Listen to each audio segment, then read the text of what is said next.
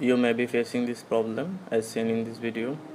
My all codes are okay, but vscode gives me error messages to my code. Basically these are not errors, these are error messages. You can continue your coding with this error message, but it seems too messy with this type of error message. It shows that delete ESLint Prettier/Prettier. You can read more about this error by clicking on this error pop-up. Then it opens Prettier GitHub with details about this error. You can figure out why this error is happening by reading about this error in details from here. You can also view this problem from here to know how many similar problems are there. In my case, I have 52 similar problems.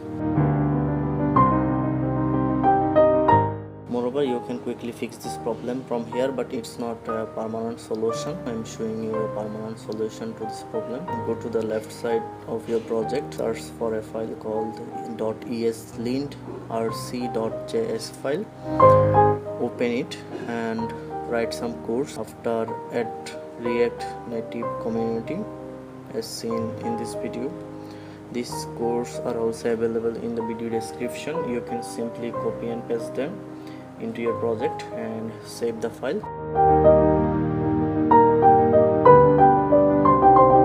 Then check out your affected files.